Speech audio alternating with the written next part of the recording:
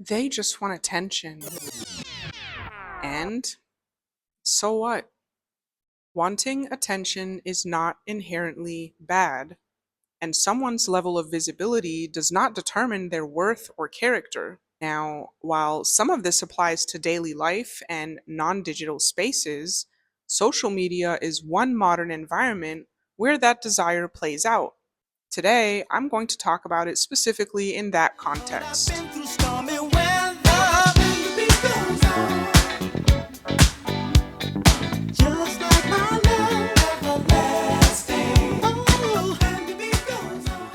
Hi, my name is Joannis. Tune in on YouTube where we rethink normal at La Peachy Rebel. Before I get into this one, I want to clear something up. Criticizing is not a bad word. It can be an opportunity to reframe your mindset and do better. The choice is yours. I will, however, be criticizing the person who chooses not to participate or participates minimally and then uses that choice as a basis for judging people who participate more openly or more frequently. You know, the I don't seek attention like those people do. Therefore, I'm more grounded, less vain, and more respectable. Mm, absolutely not. Your preferred level of visibility does not make you morally superior. Now, let's talk about attention.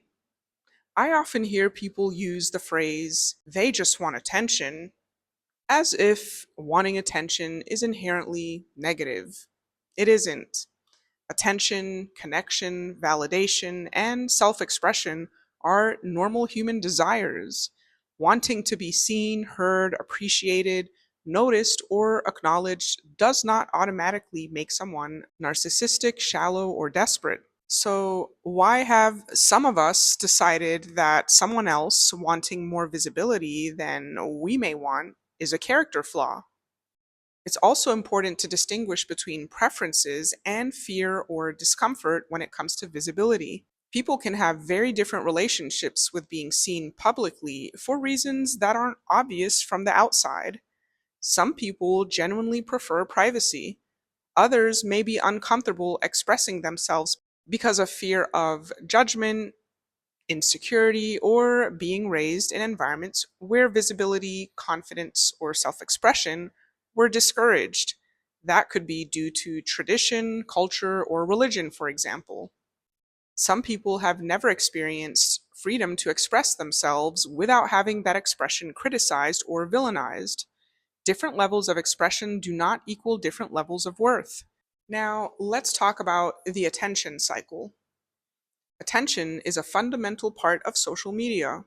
Engagement, connection, visibility, reach, discovery, and community all depend on people paying attention to something. If you have a social media account and actively participate on it, chances are you want some level of attention.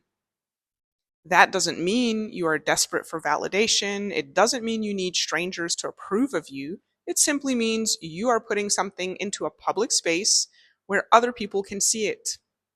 And even if you aren't posting, you are still participating in the ecosystem. You are scrolling, watching, observing, consuming, sharing, learning, and benefiting from content other people created. You are part of the attention cycle, whether you actively acknowledge it or not. That's why I find it interesting when people who barely participate or don't participate at all are especially vocal about how much they dislike people who do. Somehow, not posting gets framed as moral superiority, as if silence automatically equals depth, self control, or enlightenment. Give me a break. It doesn't. And I actually made a video some time ago called Stop Villainizing Social Media that relates to this conversation, so feel free to check that out.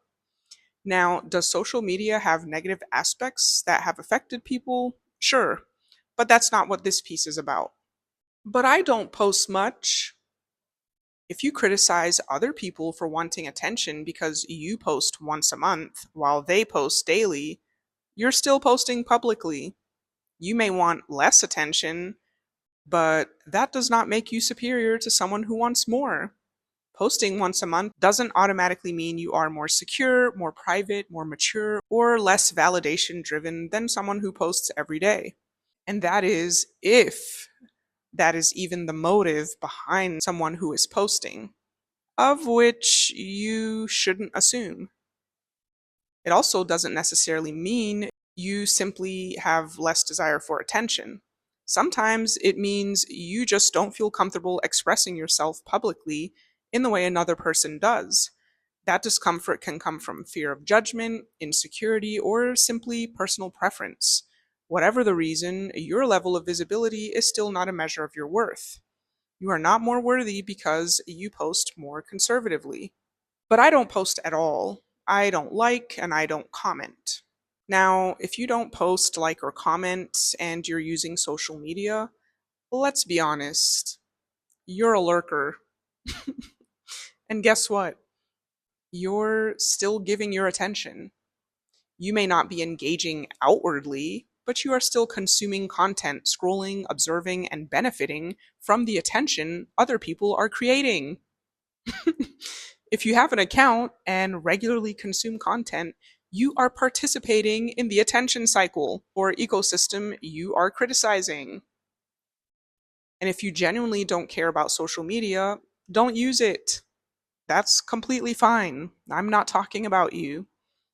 I'm talking about the person who silently consumes the content, enjoys the entertainment, follows the people, watches the videos, sees the trends, benefits from the information, and then turns around and criticizes the people creating that content for wanting attention.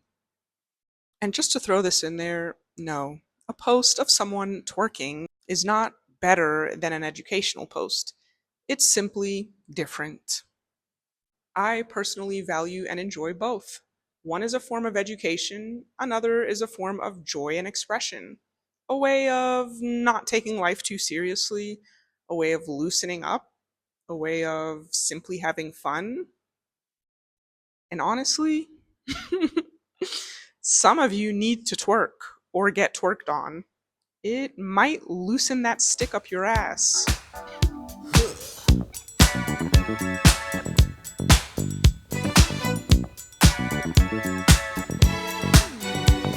I mean, they do say life is all about balance.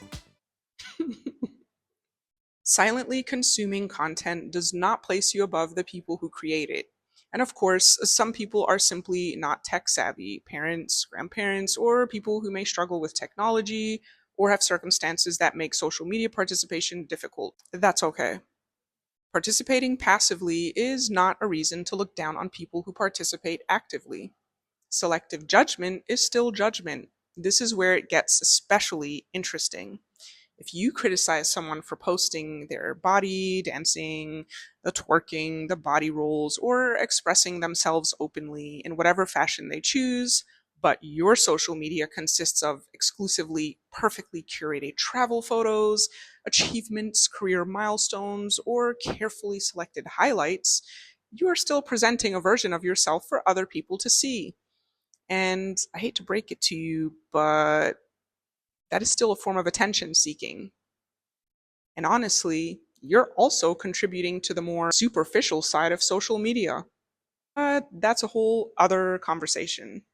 The point is that not every form of attention seeking is identical. People often assign moral value to different forms of attention seeking based on which forms they personally approve of. Oh, because your version is classy, their version is thirsty. Your version is sharing, their version is seeking attention. Your version is celebrating an accomplishment, their version is desperate for validation. See the double standard? Listen, some people naturally receive attention simply by existing. Yeah, that's right. They have that natural swag, that captivating presence, that something that makes people notice them. Others intentionally build brands, businesses, platforms, careers, communities, or audiences. Again, neither automatically makes one better or worse than the other. And think about this: almost every product or service you use in your daily life, at some point, attention led to exposure, exposure led to awareness, and awareness helped make that product or service accessible to you. It is a necessary part of life. So maybe the more useful question is, why does someone else getting, wanting, or needing attention bother you so much? I mean, no one is forcing you to give them your attention. Let's chat validation and assumptions. Now, some people do seek attention because they genuinely enjoy it. They may like being seen and could care less about validation. Not everyone who wants attention needs validation. You understand that, right? Some people validate themselves. Some people enjoy performing or being admired or expressing themselves. Participating passively is not a reason to look down on people who participate actively. Some people simply like having an audience. And yes, some may seek validation through attention. But even when that is true, why do you feel entitled to turn someone else's need for validation into an excuse to tear them down? Maybe there are deeper reasons behind someone else's need for validation. Maybe there aren't. The thing is, you don't know. You don't know their story, their past. You don't know what they were taught about themselves growing up. You don't know what they have experienced, what they are healing from, or what they're trying to overcome. So if you can't offer kindness or support, sometimes the most mature response is to simply shut the up.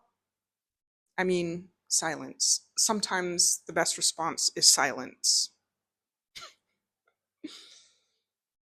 So listen, you don't have to like it, relate to it, or participate in it to appreciate it for someone else. You also don't need to turn your discomfort with someone else's visibility into judgment. That reflects on you, not them. Choose who you want to be.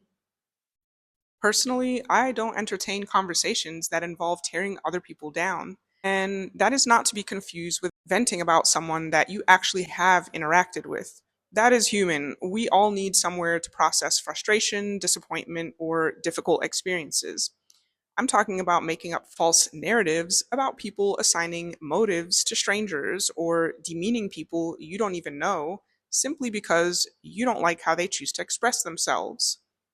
I call it out because I refuse to normalize it.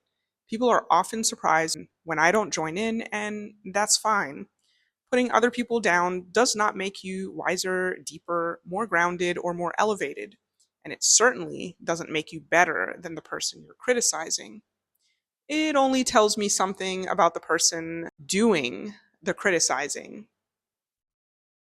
When I hear someone speak this way, I take note, not of who they're attacking, but of who they are.